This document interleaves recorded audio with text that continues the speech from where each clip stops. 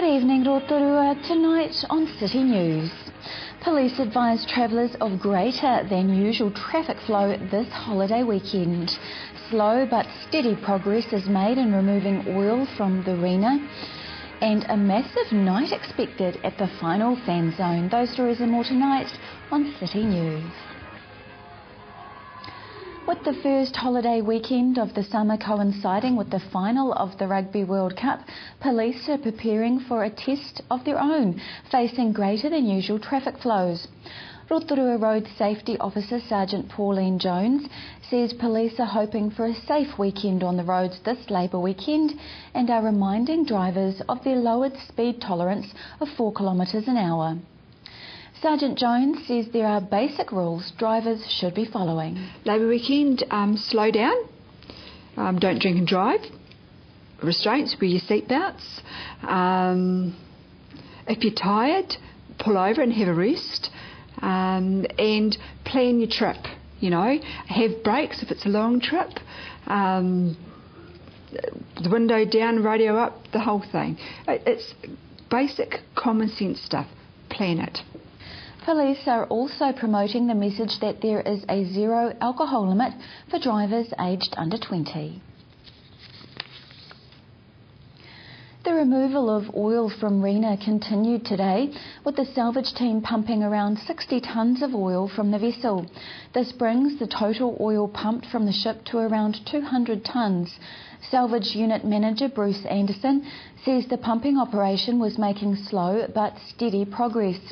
Bruce Anderson says they will continue to monitor the weather to ensure the salvage operation is safe and will take advantage of the good weather, which is expected to last through the weekend.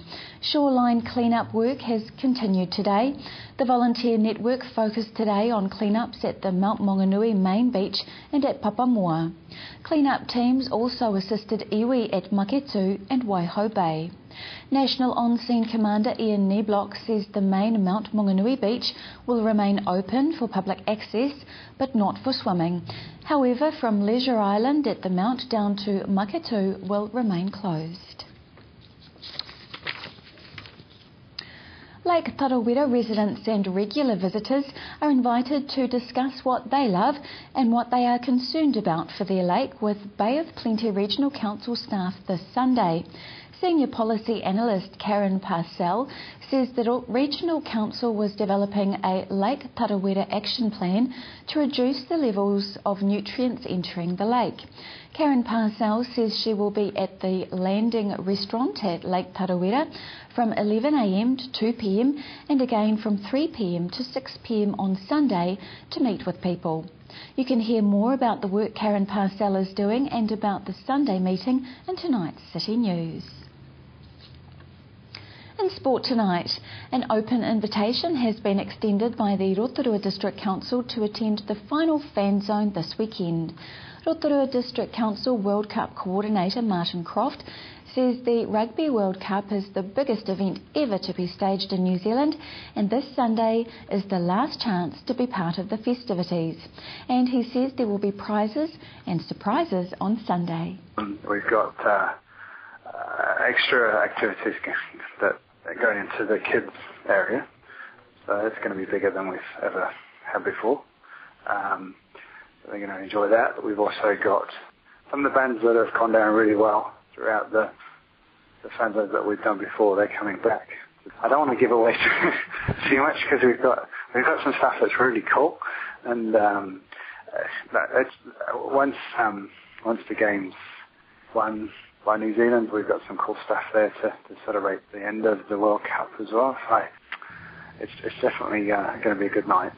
Locals are also being encouraged to dress up and take part in the parade, which leaves from the village green at 4:30. The fan zone to watch the epic battle to become world champions between France and New Zealand is on at the Rotorua Energy Event Centre from 5 to 11:30 p.m.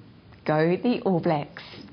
And St John has released a cautionary warning for people celebrating their team winning or drowning their sorrows with a loss this weekend.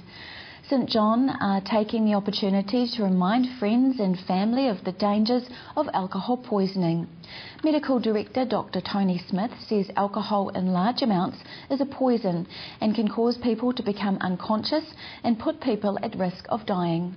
Mr Smith says life-threatening alcohol poisoning occurs most commonly in young people who drink undiluted spirits very quickly. In this setting, it is possible for a person to drink a potentially fatal dose of alcohol before they start to show signs of intoxication and then become rapidly unconscious. Under these circumstances, 300 ml of undiluted spirits is enough to kill a young person. Dr Smith says St John's is not wanting to dampen the Rugby World Cup party, but to remind people to take care and look after each other. For more first aid tips and to enrol in a first aid course, go to stjohn.org.nz.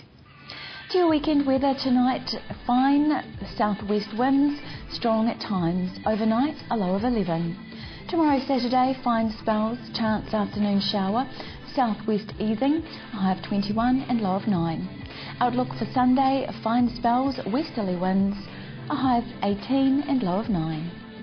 Marine forecast for Lake Rotorua for Saturday, southwest 10 knots dying out in the afternoon, waves less than half a metre, fair visibility and afternoon showers.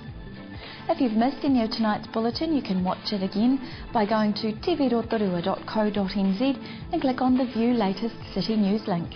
Or to view what's on in our city, click on the Upcoming Events link.